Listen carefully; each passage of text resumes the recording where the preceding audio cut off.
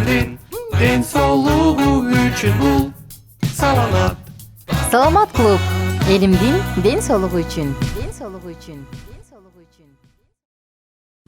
Салам, биздин катталуучуларыбыз. Баарыңыздар менен чогуу мен Айнура Миназарова жана бүгүн биз ийгиликтүүлүк деген эмне? Ийгиликтүүлүк эмне менен өлчөнөт деген теманын тереңинде сөз кылып жатабыз. Негизи бул ушул акыркы подкасттарда сиз эгерде дайыма биз ар бир подкастты калтырбай көрсөңүз, анда жалпы жонунан кесип тандоо, адамдын ички жан дүйнөсүнүн канагаттанган абалы жөнүндө сөз кылып атабыз. Мына ошондуктан эгер мурункуларды көрбөй калсаңыз, анда кайрадан YouTube каналга кирип көрүп коюңуз.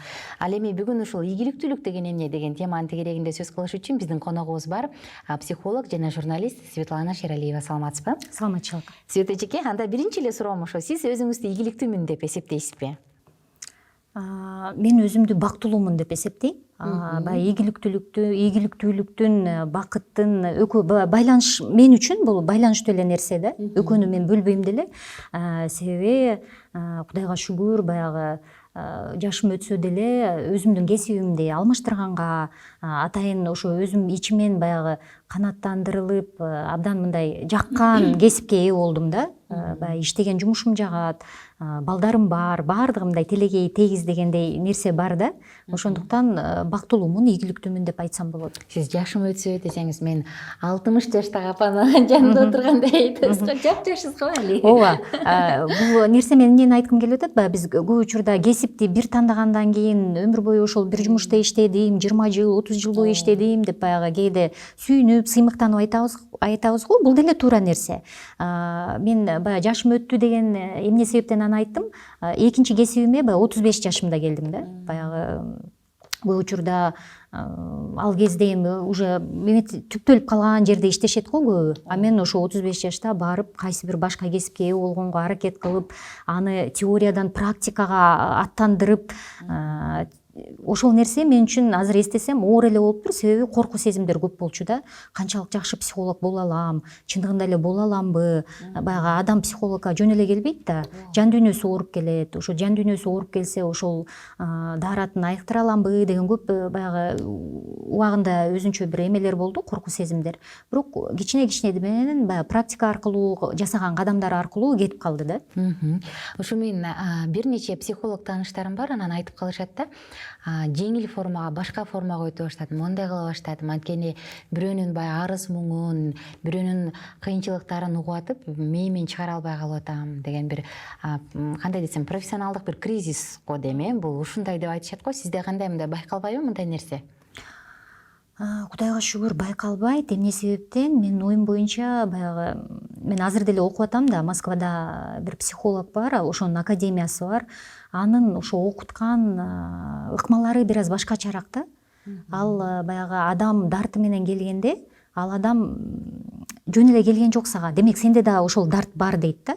Анан бири-бириңер менен ошол аркылуу дарылайсыңар дейт да. Баягы негизи эме деп коет, психологко келгенде ал кайсы метод менен иштеп атат, кайсы ыкма менен иштеп атат, өтө маанилүү эмес. Себеби психолог лечит собой деп коет да. Ошондуктан андай нерсени байкабайм деле. Ооба, кээде чарчайсың, болот, бирок жанагындай эле күйүп кетип, же такыр эле көңүл калып, андай нерсе боло элек. Тескерисинче ар бир адам келгенде ушундай кызыгуу менен мындай карайсың да. Себеби ар бир адам өзүнчө бир аалам да, анын ичинде өзүнүн ойлору бар, ички бир сезимдери бар, кызыгуу менен карайсың. Рахмат. Бүгүн ушул ийгиликтүүлүк деген теманын тереңинде сөз кылып атып, кесип канчалык деңгээлде маанилүү деген суроону бергим келип атат да, биринчи эле кезекте. Кесип өтө маанилүү. Себеби баягы жашообуздун чоң бөлүгүн жумушта өткөзөбүз да. Баягы эртең менен кээде турабыз, кечке чейин жумушта жүрөбүз. Эгерде офисте иштеген адам жөнүндө сөз болуп атса, эгер жеке өз ишкер болсо, өзүнүн баягы графиги башкачараак болушу мүмкүн, бирок баары бир бул жашообуздагы абдан чоң убакытты, абдан чоң энергияны аяка сарптайбыз. Ошондуктан албетте сөзсүз түрдө маанилүү. Анда ийгиликтүүлүк деген жөнүндө сөз кылалычы. Кандай адам ийгиликтүүмүн деп эсептей алат өзүн? Негизи бул эмне менен өлчөнөт?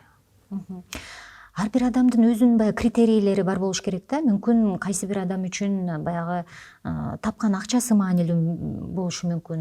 Бирөөгө ошо канаттандыруу болуп атабы жумушумда деген болушу мүмкүн. Бирөө үчүн адамдар мени сыйлайбы ошол кесип аркылуу деп болушу мүмкүн да. Ар бир адамдыкы контекстке жараша өзүнүкү баягы жеке болот да. Бирок эгер жалпылап айтсак, эң негизгиси ийгиликтүүлүктүн биринчи белгиси ичимде тынчтык барбы, ичимде баягы канаттандыруу сезими барбы, бакыт барбы. Мисалы үчүн бакыт деген сөздү ар кандай мааниге ээ кылышыбыз мүмкүн да. Мисалы үчүн сиз үчүн бакыт мүмкүн бул үй бүлөм бар. Бул мен үчүн бакыт дешиңиз мүмкүн. Мен үчүн бакыт бул мен канаттандыруу сезимин көп учурда сезип турам. Чувство удовлетворения я всегда чувствую десем, мен үчүн бул бакыт. Бирөө үчүн комфорт, уют бакыт болушу мүмкүн. Ар бирөөбүздүн өзүбүздүн маанибиз бар да. Кандай маани беребиз ошол сөзгө. Анан ийгиликтүүлүктүн ошо биринчи белгиси бул ошо бакыт. Сезип атасыңбы, сезбей элесиңби? Бактылуусуңбу деп сиз бир нече жолу басап белгилеп кеттиңиз да, бул ички жан дүйнөңдө тынчтык барбы депчи. Бул мисалы менин билишимче сиз адам өзүндө эле конфликт болуп калат го, аң сезимиң башканы айтат, жүрөгүң башканы айтат, анан бир конфликт болуп туруп анан эч нерседен бир майнап чыкпай калат го. Анда ошол тынчтыкты кантип алыш керек деген суроо да. Эгер мындай терең айтып берсем, баягы психологдор кандай көрөт бул нерсени? Жана мен кайсы бир башка подкастта айтып кеттим. 3 нерсе бар, баягы коркуу сезими, күнөөлүү сезими, таарыныч сезимдер. Негизи баягы психолог клиент менен иштеп атканда биринчи ошолорду тазалаганга аракет кылабыз. Ошол сезимдер кантип тазаланат? Аларды сезип чыгыш керек. Кайсы жолу биринчи жолу ошону сездим элем. Көп учурда бул бала чактагы болгон нерселер. Ошонун баардыгы тазалангандан кийин эң негизги дагы бир сезим бар, аны агрессия деп коет. Орусчасы агрессия, кыргызчасы кандай отурулуп калат? Түшүнүктүү эле болот. Түшүнүктүү эле болот, ошо агрессия деп коет да. Анан биз агрессия деген сөздү мындай башкача мааниде түшүнөбүз да. Агрессия десе эле сөзсүз түрдө баягы мушташып, урушуп, мындай конфликт деп түшүнөбүз да. Чындыгында агрессия, здоровая агрессия деп коет. Ошо здоровая агрессия бул наоборот тескерисинче жашоого болгон импульс, жашоого болгон энергия. Ошондо баягы азыркы көп учурда клиенттер эме деп келишет да, мен энергиям аз болуп атат, апатия болуп атам, күчүм жетпей атат, максаттарды коюп алам, бирок ошону бүтүргөнгө алым жетпей калып атат депчи. Эмне себептен? Себеби ошо здоровая агрессия абдан мындай басылып калган да. Эмне менен басылып калган? Жана сезимдер менен. Коркуу менен, таарыныч менен, күнөөлүү сезим менен басылып калган. Ошолорду бүт тазалап чыккандан кийин ошол агрессия баягы ошону ачсак, ал жерде абдан чоң ресурс бар. Ал жерде абдан көп энергия бар. И психотерапия, психологдун эң негизги жумушу ошо бүт тазалап ошол нерсеге чейин жетип, ошол нерсени ачып бергенге аракет кылышыбыз керек да. Ал нерсе кантип ачылат? Психологияда ар кандай ыкмалар бар. Эң негизгиси дене аркылуу ошол сезимди сезип чыгышыбыз керек да. Акыл менен эмес. Себеби акыл менен биз ойлойбуз, ачуум келди депчи. Бирок көп учурда эгер байкасаңар, урушчаак адамдар, өтө эле тез эле ачуусу келип кеткен адамдар конфликттүү, агрессивный деп айтабыз. Чындыгында ал чыныгы агрессия эмес. Ал жөн эле защитный механизм. Ошол аркылуу ал өзүн коргойт да. Бул жашоодон, дүйнөдөн, себеби ичинде көп коркуу сезим бар. Чыныгы агрессия ал өтө мындай спокойный нерсе.